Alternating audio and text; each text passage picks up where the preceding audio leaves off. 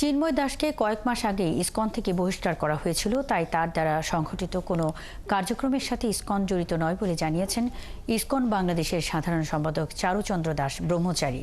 দুপুরে এক সংবাদ সম্মেলনে তিনি একথা বলেন। তিনি বলেন, চট্টগ্রামে আইনজীবী হত্যা ইসকনকে অন্যায়ভাবে জড়িয়ে মিথ্যাচার চলছে। সংবাদ সম্মেলনে দাবি করা হয়, কিছু বিশেষ মহল অযৌক্তিকভাবে ইসকনকে বাতিলের দাবি করছে। চিন্ময় কৃষ্ণ দাসের কাজ ও বক্তব্য ইসকনের বক্তব্য নয় বলেও জানান তিনি। নৈতিক স্খলনের অভিযোগে চিন্ময়কে বহিষ্কার করা হয়। ইসকন একটি অরাজনৈতিক এবং আন্তর্জাতিক সংগঠন, ভারতীয় সংগঠন নয়।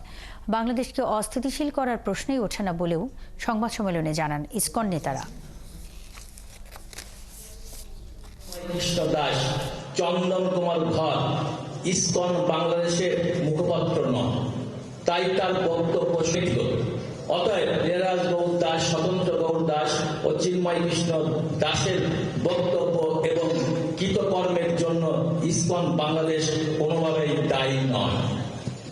ইসকনের নীতি ও আদর্শ, ইসকন বাংলাদেশ